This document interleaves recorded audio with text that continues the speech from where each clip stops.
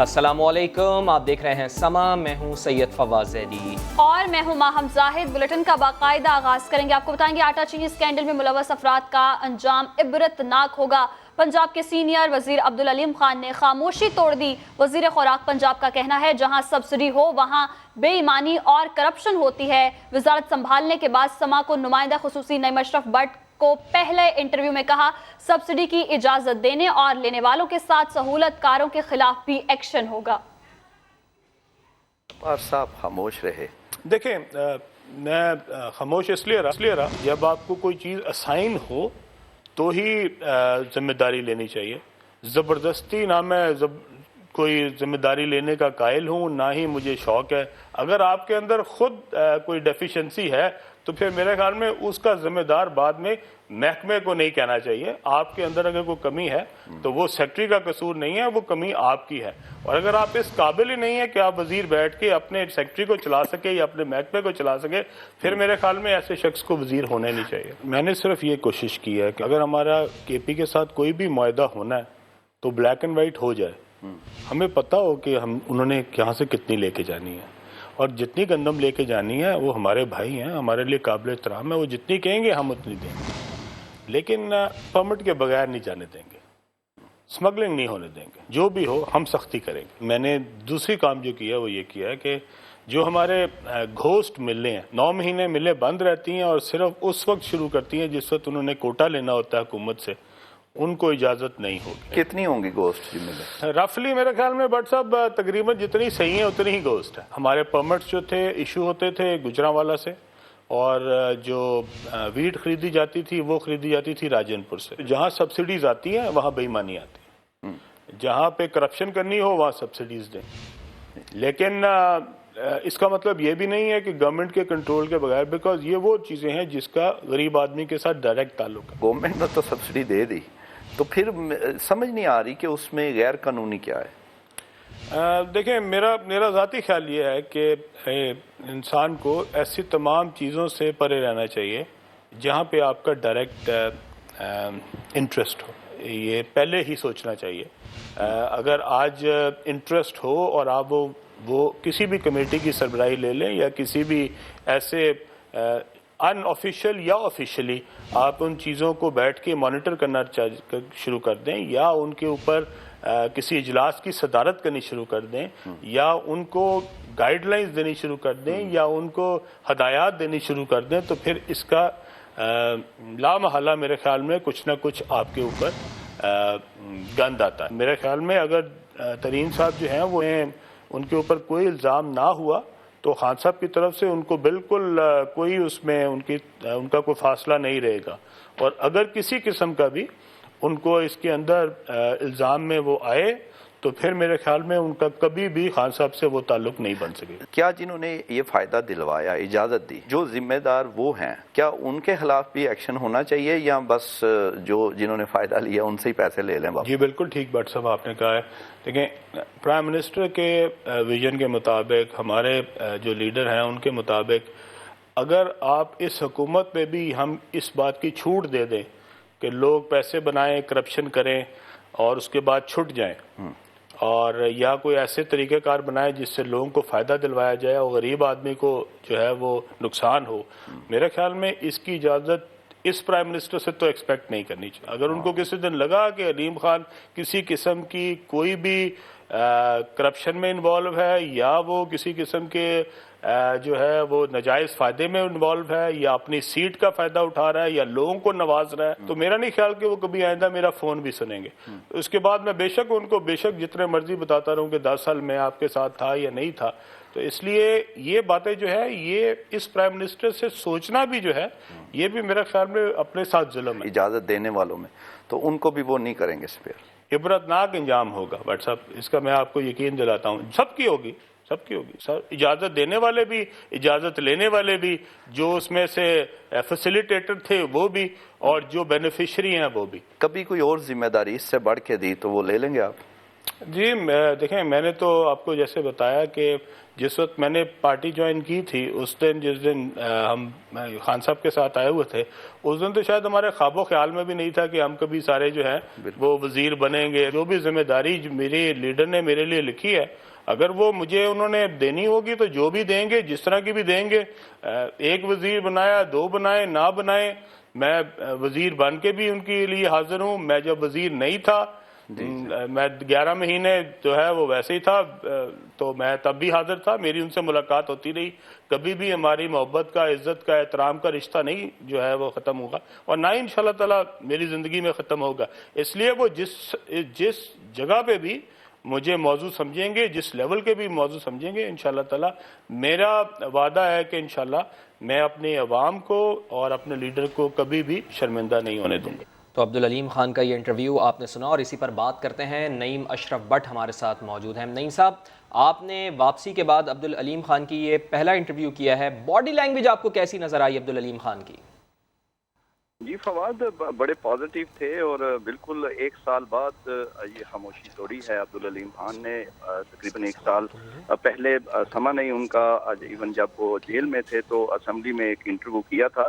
ان کا 1-2 باتیں بڑی اہم ہیں. سب سے اہم بات انہوں نے یہ کلیئر کر دیا کہ وزیر اعظم جو ہیں وہ بالکل لیت لال سے کام نہیں لیں گے، کسی کا لحاظ نہیں ہوگا. وہ چاہے آٹا چینی کی سبسڈی دینے والے تھے، اگر اس میں غیر قانونی چیزیں ہیں، اور یا لینے والے فائدہ والے ہیں، کسی کو نہیں چھوڑیں گے، اور عبرت ناک انجام ہوگا. یہ بڑا سخت لفظ تھا، لیکن انہوں نے کلیئر کیا ہے کہ پرائم منسٹر اس مائنڈ میں ہے. اور یہ بھی انہوں نے بتایا کہ غالباً جہانگیر ترین صاحب کے طرف ان کا تھا کہ ان سے اگر وہ الزام ان پہ ثابت نہیں ہوتا تو دوبارہ تعلق ہو جائے گا، لیکن اگر ہے تو پھر خان صاحب جیسی شخصیت جو ہیں، اور یہ اس وزیر اعظم کے ہوتے ہوئے یہ نہیں ہوگا کہ آپ غلط بھی کریں اور آپ پھر چھوٹ بھی جائیں. انہوں نے اپنی بھی مثال دی کہ اگر وہ بھی کچھ غلط یا ناجائز کریں گے تو خان صاحب ایسے وزیر اعظم ہیں، وہ میرا فون نہیں سنیں گے.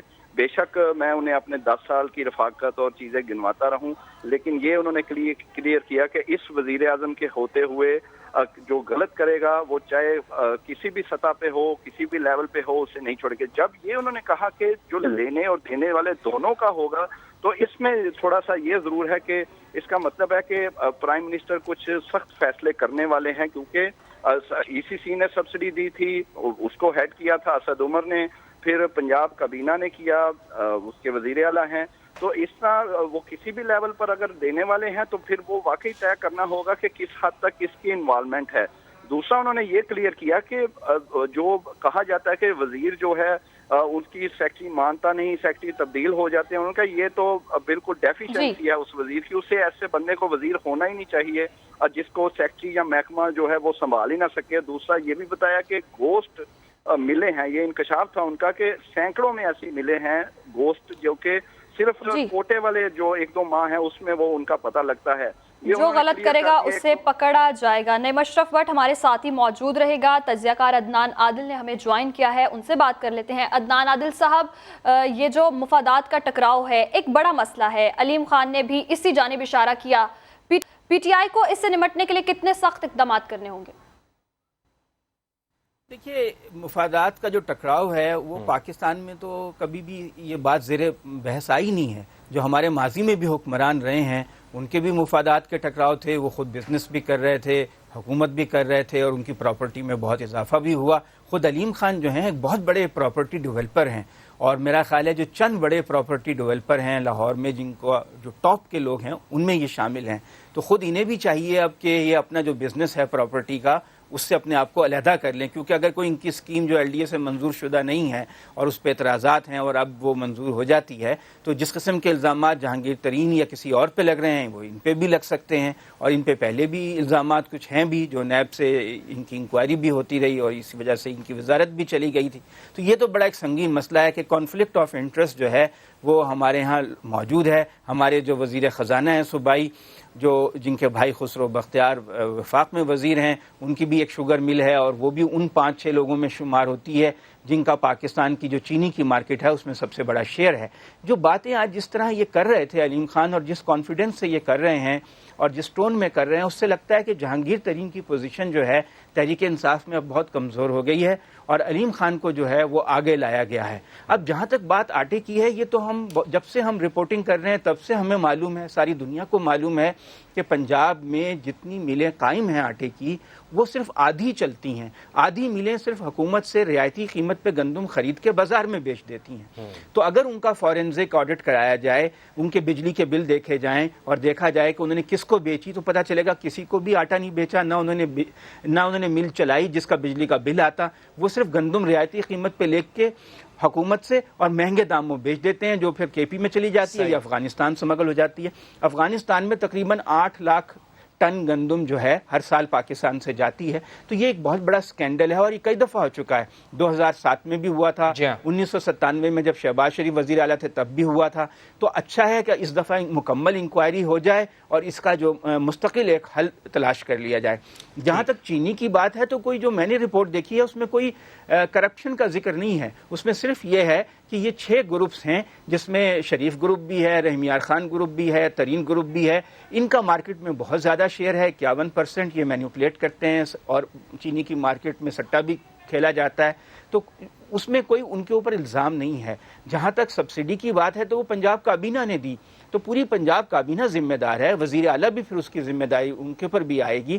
تو پھر ان کو اگر یہ کوئی بڑی ڈیٹیل انکوائری، جیسے کہ نیب نے بھی اب شروع کر دی ہے اس کے اوپر انکوائری، تو اگر اس کی انکوائری میں یہ ثابت ہوتا ہے کہ کابینہ ذمہ دار تھی، پھر دیکھنا ہوگا کہ کابینہ پہ کس نے پس پردہ دباؤ ڈالا. کیا کابینہ نے خود سے قومی مفاد میں اور شاید ان کے بھی چہرے سامنے آ جائیں، ان کے نام بھی سامنے آ جائیں. بہت شکریہ آپ کا عدنان عادل صاحب، آپ ہمیں وقت دے رہے تھے. اور نعیم اشرف بٹ آپ کا بھی بہت شکریہ. آگے بڑھتے ہیں اور آپ کو بتاتے ہیں کہ وزیر اعظم کی زیر صدارت اجلاس میں کابینہ نے پار سیکٹر سے متعلق تحقیقاتی رپورٹ پبلک کرنے کی منظوری دے دی ہے. وزیر جانیں گے عباس شبیر سے. جی عباس بتائیے گا. دیکھیں، وزیر اعظم نے بڑا فیصلہ کیا ہے وفاقی کابینہ میں. وفاقی کابینہ نے آج متفقہ طور پر جو انکوائری رپورٹ ہے پاور سیکٹر کی، اس حوالے سے تمام سفارشات کو مد نظر رکھتے ہوئے یہ فیصلہ کیا ہے کہ اس رپورٹ کو پبلک کیا جائے اور انکوائری رپورٹ پر ایک کمیشن بنانے کی وزیر اعظم کی طرف سے ہدایت کی گئی ہے. کمیشن جو ہے وہ پاور سیکٹر میں مبینہ کرپشن سے متعلق فورینزک آڈٹ کرے گا اور اس کی مزید تحقیقات کرے گا. ساتھ ساتھ وفاقی کابینہ کے اجلاس میں آج جو ملیریا کی میڈیسن ہے اس کو باہر بھجوانے کے معاملے پر کافی بات چیت ہوئی. اسد عمر، شہری مزاری، شیخ رشید اور شفقت محمود نے یہ مخالفت کی کہ جو دوائی ملیریا کی ہمارے پاس یہاں پر موجود ہے اس کو باہر نہ بھجوایا جائے. لیکن یہ محکمہ صحت کی طرف سے بتایا گیا کہ یہ وافر مقدار میں گولیاں موجود ہیں، اس لیے کوئی فرق نہیں پڑتا اگر یہ دوائی باہر بھی بھجوایا جائے. اس طرح وفاقی کابینہ نے یہ جو میڈیسن ہے ملیریا کی وہ بھی باہر بھجوانے کی منظوری دی ہے. اس کے علاوہ کرونا وائرس کے خلاف اقدامات پر کابینہ کو تفصیلی طور پر بریف کیا گیا. کنسٹرکشن انڈسٹری کے لیے اسلام آباد میں سیل ٹیکس ختم کرنے کی منظوری دے دی گئی ہے، جبکہ کابینہ کمیٹی برائے ڈسپوزل اور لیجسلیٹو کیسز کے فیصلوں کی توثیق کی گئی ہے. سرکاری ملازمین کی ریٹائرمنٹ کے بعد رہائش گاہیں نہ چھوڑنے سے متعلق پالیسی پر نظر ثانی کی گئی ہے. تاہم کابینہ کے اجلاس میں جو سب سے بڑا فیصلہ سامنے آیا ہے کہ جو انکوائری رپورٹ ہے اس پر کمیشن بنایا جائے اور اس کو فوری طور پر پبلک کیا جائے. جی بہت شکریہ عباس شبیر، آپ ہمیں اپڈیٹ کر رہے تھے. نیب نے آٹا چینی بحران کی تحقیقات کا فیصلہ کر لیا ہے. سابق اٹارنی جنرل ملک قیوم اور دیگر کے خلاف انکوائری پر عدم شواہد پر بند کر دی گئی ہے. ایگزیکٹو بورڈ نے اسلام آباد کی ریور گارڈن ہاؤسنگ سوسائٹی اور پی پی ایل سمیت کئی اہم انکوائریز کی منظوری بھی دے دی ہے. سہیل رشید کی رپورٹ دیکھیے. گندم چینی بحران میں اربوں کی ڈکیتی مارنے والے بچیں گے نہیں. نیب نے ہر پہلو سے تحقیقات کے لیے کمر کس لی. Chairman NAB retired Javed Iqbal کی سربراہی میں ایگزیکٹو بورڈ نے منظوری دے دی. سی ڈی اے کے افسران ریور گارڈن ہاؤسنگ سوسائٹی اسلام آباد اور پاکستان پیٹرولیم لمیٹڈ کے خلاف انکوائری بھی منظور. سابق اٹارنی جنرل ملک قیوم، وزارت نجکاری کے افسران اور پیمز اسپتال کے ہیڈ آف ڈرمیٹولوجی کے خلاف انکوائریز عدم شواہد پر بند کر دی گئی. اجلاس میں اسلامک یونیورسٹی کے خلاف شکایات متعلقہ محکمے کو بھیجنے کا فیصلہ کر لیا گیا. چیئرمین نیب کا تمام تحقیقات بر وقت مکمل کرنے کے عزم کا اعادہ. غیر قانونی ہاؤسنگ سوسائٹیوں کی نشاندہی کے لیے عوام سے کردار ادا کرنے کی بھی اپیل. اجلاس میں واضح کیا کہ 2 سال کے دوران 610 کرپشن ریفرنسز دائر کیے اور کرپٹ عناصر سے 178 ارب روپے برآمد بھی کیے. کہا کہ قوم کی لوٹی دولت کی واپسی ہی نیب کی ترجیح ہے. آگے بڑھیں گے، آپ کو بتائیں گے لاڑکانہ کے دورے کے دوران وزیر اعلیٰ سندھ نے پولیس کی گاڑی کو روک لیا، اہلکاروں کو گاڑی سے اتار کر سماجی فاصلہ رکھنے کی ہدایت کی۔ مزید جان لیتے ہیں، سماجی نمائندے نوید لاڑک ہمارے ساتھ موجود ہیں۔ جی نوید، بتائیے گا کیا ہدایات دی وزیر اعلیٰ نے؟ بالکل، وزیر اعلیٰ سندھ سید مراد علی شاہ لاڑکانہ میں لاک ڈاؤن کی صورتحال اور کرونا صورتحال کا جائزہ لینے کے لیے اب سے کچھ قبل دیر پہنچے ہیں، اور یہاں شہر کے مختلف علاقوں کا انہوں نے بغیر پروٹوکول کے اپنی گاڑی خود ڈرائیو کر کے دورہ کیا ہے، اور العباس چوک پر جو ہے پولیس کی گاڑی میں 5 اہلکار سوار تھے، جن کو SOP کے مطابق گاڑی میں 2 افراد سوار ہونے تھے، جس میں وزیر اعلیٰ نے اہلکاروں کو ہدایت کی اور ان کو جو ہے سماجی فاصلہ رکھنے کی ہدایت کی۔ شہر کے مختلف علاقوں کا دورہ کرنے کے لیے کمشنر آفس میں ابھی کچھ دیر قبل جو ہے وزیر اعلیٰ سندھ پہنچے ہیں، جہاں پر وہ صورتحال کا جائزہ لے رہے ہیں۔ کرونا کے حوالے سے ڈویژن کے جو عہدیدار ہیں، افسران ہیں، ان سے جی بہت شکریہ آپ کا نوید لاڑک۔ معاون خصوصی فردوس شکوان میڈیا کو بریفنگ دے رہی ہیں۔ کمپٹیشن کمیشن بدقسمتی سے ماضی میں ان طاقتور افراد کے ہاتھوں کھلونا بنا رہا اور عوام کے مفادات کا تحفظ کرنے کی بجائے ان شخصیات اور افراد کو نہ صرف تحفظ دیتا رہا بلکہ ان کے مفادات کے لیے عدالتی سطح پہ بھی ہر طرح کی سہولت کاری میں ملوث رہا۔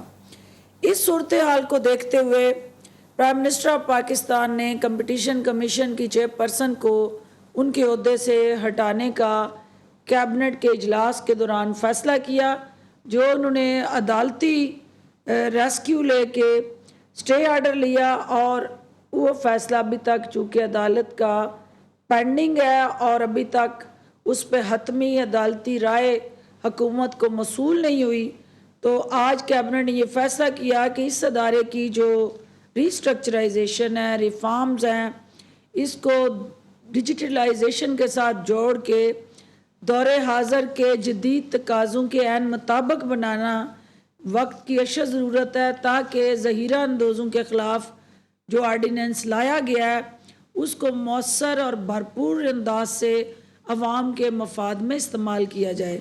تو لہٰذا جو آج ڈاکٹر عشرت حسین کی کمیٹی جو بنی تھی ان کی قیادت میں، جن کو یہ کام سونپا گیا تھا کہ وہ اس ادارے کی حد و حال کو امپروو کرنے کے لیے اور اس کی پرفارمنس کو اور زیادہ عوام کے جذبات، احساسات اور حقوق کا نگہبان اور پاسبان بنانے کے لیے کام کرے یہ ادارہ، وہ ریکمنڈیشن سامنے لائی جائیں۔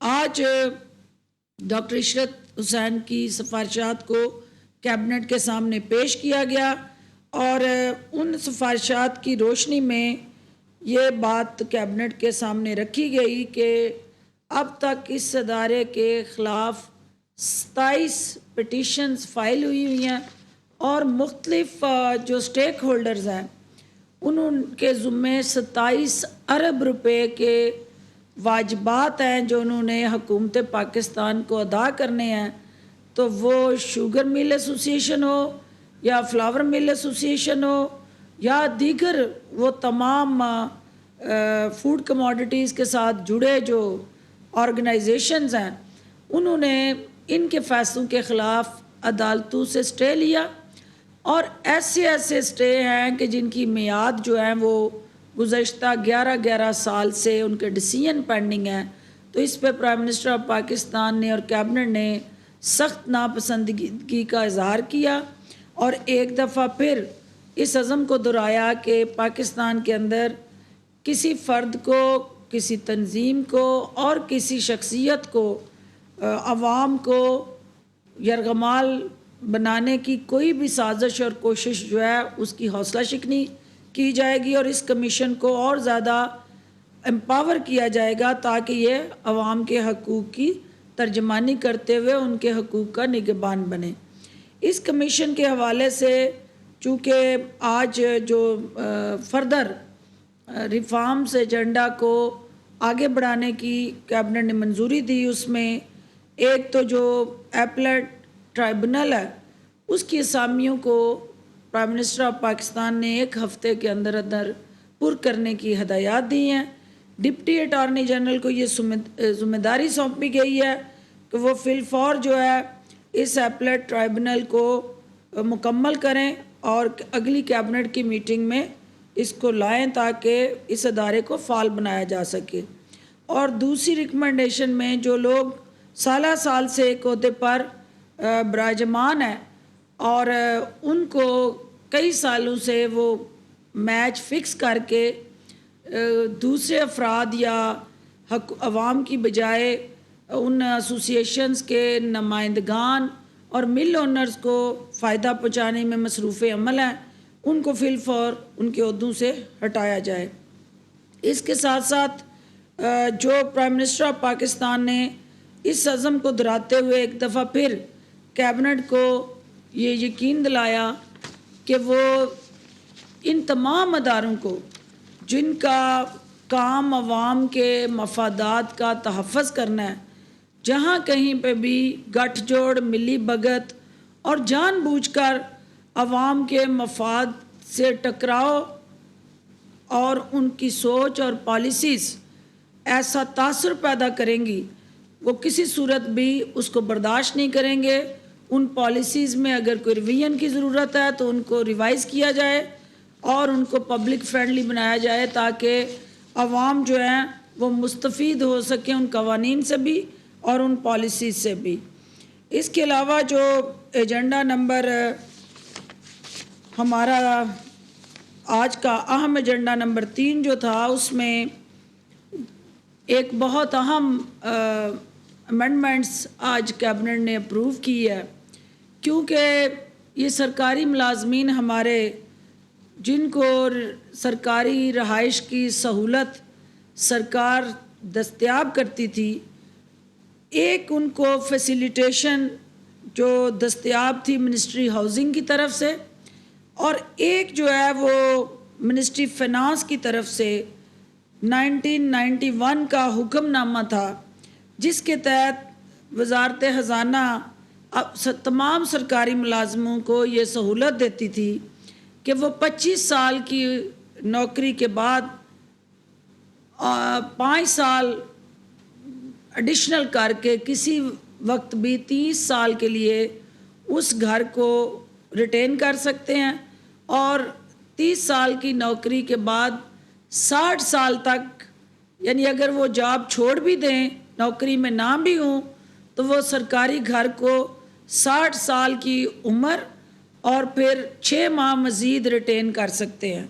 تو آج کیبنٹ نے 1991 کا جو فائنانس منسٹری کا حکم نامہ تھا اس کو ودرا کیا ہے، اور ہاؤسنگ منسٹری کا جو ہاؤسنگ پالیسی کا ایک لے ڈاؤن کرائیٹیریا ہے اسی کو انڈورس کیا ہے، تاکہ تمام سرکاری ملازمین کی رہائش گاہوں کے حوالے سے یکساں پالیسی کا اطلاق ہو، جس کا مطلب یہ ہے کہ 60 سال کی عمر میں جب کوئی سرکاری ملازم ریٹائر ہوگا تو وہ صرف 6 ماہ ایڈیشنل اس گھر کو رکھنے کا مجاز ہوگا۔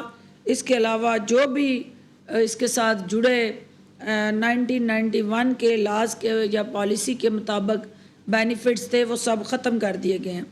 ایجنڈا نمبر 4 کے تحت نیشنل کمیشن آف مائنارٹیز جو ہے اس کی ری کانسٹیٹیوشن کی گئی ہے، آج اس کو اثر نو مرتب کیا گیا اور کیبنٹ نے اس کی باضابطہ منظوری دی ہے، جس کے مطابق پرائم منسٹر آف پاکستان نے آج کیبنٹ کو بتایا کہ پاکستان کا جو نظریہ ہے قیام پاکستان کا، اور پھر استحکام پاکستان، اور پھر اب تعمیر پاکستان، اس میں جو اقلیتیں ہیں ان کا ایک بڑا کلیدی اور اہم رول ہے، اور پاکستان کا آئین جو ہے ان کے اس رول کو تحفظ دیتا ہے، اس کو ہر طرح کی آئینی سرپرستی کرتا ہے۔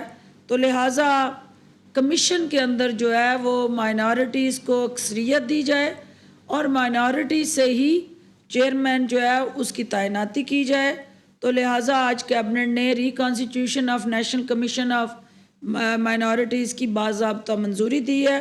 اس منظور کیے جانے والے کمیشن میں جو نان آفیشل سرکاری ممبران ہوں گے ان میں 2 مسلمان ممبر، 2 ہندو 3 ईसाई यानी क्रिश्चियंस, 1 सिख, 1 पारसी और 1 कैलाश से रुकन को शामिल किया गया है। जो मुसलमान 2 हजरात जो हैं इसमें नुमाइंदगी करेंगे, उसमें मौलाना खबीर आज़ाद साहब और मुफ्ती गुलजार अहमद नईमी साहब को इसका मेंबर बनाया गया है। कि इसमें सबसे इम्पॉर्टेंट ये है कि इससे पहले जो कमीशन मौजूद था उसमें चेयरमैन माइनॉरिटीज़ से नहीं थे और मिनिस्ट्री रिलीजियस अफेयर्स का मिनिस्टर ही उसका चेयरमैन होता था, तो जिसके अंदर ये रिफॉर्म्स लाई गई हैं। और इसमें माइनॉरिटीज़ से जो गैर सरकारी फ़र्द होगा उसी को चेयरमैन लगाया गया है। और दूसरी चीज़, इसमें माइनॉरिटीज़ की अक्सरियत यानी माइनॉरिटीज़ के कमीशन में माइनॉरिटीज़ अक़लियत में थी, तो प्राइम मिनिस्टर ने इस अबहाम को दूर करते हुए माइनॉरिटीज़ को ही अक्सरियत में इस कमीशन में जगह दी है। इसके अलावा जो अहम एजेंडा नंबर हमारा आज का था, जिसमें एजेंडा नंबर 5 के एग्जाम्पशन दी गई है, वो कैबिनेट के जो इससे पहले एक ऑर्डिनेंस भी आया, प्राइम मिनिस्टर ने उस हवाले से मीडिया को आगाही भी दी। आज वो तमाम जो services relating to construction industry, उनको अंडर ICT ऑर्डिनेंस 2001 जो था उसके अंदर तरमीम की मंजूरी दी गई है और एग्जाम्पशन दी गई है, जिसके तहत जो कंस्ट्रक्शन सर्विसेज में मौजूदा 5% टैक्स था उसको कम करके 0 कर दिया गया। इसी तरह जो service provided by property dealers and real estate agents, उनके ऊपर लागू जो टैक्स था उसको 5% कम करके 0 कर दिया गया। इसी तरह services provided by property developers and promoters, उनके ऊपर जो टैक्स था उसको भी आज 0 कर दिया गया है। और ऐसे कम लागत वाले घर जो नया पाकिस्तान हाउसिंग प्रोजेक्ट के तहत तामीर किए जाएंगे, उन पर प्रॉपर्टी डेवलपर्स की सर्विसेज पर जो टैक्स है उसको भी 0 कर दिया गया है। तो ये प्राइम मिनिस्टर ऑफ पाकिस्तान का जो डेली वेजर के लिए, मज़दूर के लिए और जो उस कंस्ट्रक्शन इंडस्ट्री के साथ जुड़े प्लम्बर, इलेक्ट्रीशियन, आपके इस शोबे के साथ जुड़ा जितना भी तरखान है, पेंटर है और मुख्तलिफ कंस्ट्रक्शन इंडस्ट्री का एक किसी न किसी मद में वो उसके अंदर हिस्सेदार है, वो मज़दूर हो, वो डेवलपर हो, वो लैंडलॉर्ड था या कोई और इन्वेस्टर है, उन सब के हकूक़ का इस काबीना ने ओगरा ऑर्डिनेंस में तरमीम के फैसले की तौसीह की, ये कहना है फिरदौस आशिक अवान का मीडिया को ब्रीफिंग देते हुए। तहरीक इंसाफ के सेनेटर फैसल जावेद कहते हैं कि जल्द फैसला कर लिया जाएगा। फैसल ईदी का कोरोना टेस्ट मुस्बत आने के बाद वज़ीर आज़म और काबीना अरकान का क्या करना है। समा के नुमाइंदे खुसूसी अब्बास शब्बीर को इंटरव्यू में ये भी बता दिया कि पाकिस्तान के मौसर इक़दामात की दुनिया तारीफ़ कर रही है। PM कोरोना फंड में 1 अरब 80 करोड़ रुपए जमा भी हो गए। वबा के खिलाफ सिंध की कारकर्दगी 0 है। जावेद हमारे साथ मौजूद हैं। फैसल भाई, कोरोना जैसी वबा इस वक्त पाकिस्तान में है, फंड रेजिंग के हवाले से प्राइम मिनिस्टर ऑफ पाकिस्तान का क्या इनिशिएटिव है? आज की तारीख तक 1 अरब 80 करोड़ हो गया और ये अब ऊपर जाएगा। अब हम समा टीवी और बाकी नेटवर्क्स के साथ मिलके एक मेगा टेलीथॉन करने जा रहे हैं जुमेरात को 4 बजे। SMS सर्विस भी लॉन्च कर दी है कि आप अपने SMS से 6677 पे मैसेज भेजें तो 20 रुपये उसमें आपका अतिया आ जाएगा। टीवी पर इस वक्त खबर चल रही है कि फैसल ईदी का पॉजिटिव आया है। फैसल ईदी प्राइम मिनिस्टर से भी मिले हैं, बहुत से और लोगों से भी मिले होंगे, तो क्या मशवरा है? अब प्राइम मिनिस्टर भी टेस्ट करवाएंगे, कैबिनेट के और मेंबर्स भी टेस्ट करवाएंगे? जहां तक प्राइम मिनिस्टर की बात है तो ज़ाहिर है कैबिनेट मीटिंग के बाद उनसे बात होगी कि क्या आगे करना है। सिंध का प्रॉब्लम यह है कि सिंध प्रैक्टिकल कुछ नहीं कर रहा। बताएं, सिंध के वज़ीर सेहत का नाम क्या है? ये तो गूगल करना पड़ेगा, पता ही नहीं है सिंध के वज़ीर सेहत का नाम क्या है। अगर वो एक्टिव हों तो पता चले। 9 मीटिंग्स हुई हैं 1 महीने में NCC की, और उसमें तमाम वज़राए आला थे और वज़ीर आला सिंध भी होते थे, एक चीज़ पे एग्री करते थे, बाहर जाके मुकर जाते थे। ये मत करें, इसका टाइम बाद में होगा पॉलिटिक्स का। हाथ जोड़ के कहते हैं कि फिलहाल आप अपनी ये गंदी सियासत मत करें। जिस तरह प्राइम मिनिस्टर इमरान खान दिन रात काम कर रहे हैं, पूरी दुनिया भी तारीफ कर रही है कि पाकिस्तान जैसा मुल्क जिसने कितने अच्छे तरीके से इस चीज़ को हैंडल किया। करप्शन पर कोई समझौता नहीं करेंगे, इमरान खान उस स्टैंड के ऊपर हैं अभी भी? जी हाँ, बिल्कुल। जो जानता है इमरान खान को, वो तो समझता है कि इमरान खान कभी किसी सूरत कोई कॉम्प्रोमाइज़ नहीं करते। बहुत शुक्रिया, आप हमें अपडेट कर रहे थे। अभी एक ब्रेक लेते हैं। Welcome back. बराह रास्त ले चलेंगे आपको वज़ीर आला सिंध मुराद अली शाह प्रेस कॉन्फ्रेंस कर रहे हैं। देखेंगे 4,899 लोगों की रिजल्ट आ चुकी है हमारे पास, जिसमें से 720 पॉजिटिव है, 4,179 नेगेटिव हैं, जिनको हमने उनके घरों में भेज दिया है। जहां इसलिए कि ये ज़्यादातर लोग सूबे सिंध से बाहर के थे, तो उनको हमने भेज दिया अपने ज़िलों में उनके टेस्ट रिज़ल्ट के साथ। और इधर के डिप्टी कमिश्नर्स को ये हिदायत है कि वो जो रिसीविंग डिप्टी कमिश्नर है उनके होम डिस्ट्रिक्ट का, उसको पूरी लिस्ट और उसको टेस्ट का रिकॉर्ड भी भेजें कि जी इस तरीके से हमने, इसलिए कि हमारे लिए हर शख्स वो एक पेशेंट की तरीके से जिसको हमने प्रॉपर रिकॉर्ड के साथ हवाले करना है, और वो उनको भी यही दरख्वास्त है कि उनका आगे भी ख्याल रखें। लाड़काना शहर में आज आया, मैंने लॉकडाउन की पोजीशन देखी, मैंने ये इंतज़ामिया से कहा हो सकता है कि मेरे आने की वजह से कुछ ज़्यादा इंतज़ामात किए हुए हों, लेकिन मैं सबसे दरख्वास्त करूँगा, देखें मैं एक चीफ मिनिस्टर, पूरी इंतज़ामिया कुछ नहीं कर सकती अगर लोग ताउन नहीं करेंगे। लोगों ने ताउन करना है, लोगों ने अपनी ज़िंदगी बचाने के लिए, अपने प्यारों की ज़िंदगी बचाने के लिए, ख़ास तौर पर अपने बुज़ुर्गों की ज़िंदगी बचाने के लिए वो सब एहतियाती तदाबीर इस्तेमाल करनी है। हम सिर्फ एक फैसिलिटेटर हो सकते हैं, हाँ इन्फोर्सर भी है हुकूमत, लेकिन आप खुद सोचें कि ऐसे माहौल में, ऐसी वबा के दौरान, जब दुनिया की तरक्की याफ्ता तरीन मुल्क जो हैं वो भी एक बहुत शदीद मसले में, तो हमें बहुत ज़्यादा ख्याल करना चाहिए। वज़ीर आला सिंध मुराद अली शाह प्रेस कॉन्फ्रेंस कर रहे हैं। ब्रेक के बाद होंगी हेडलाइंस।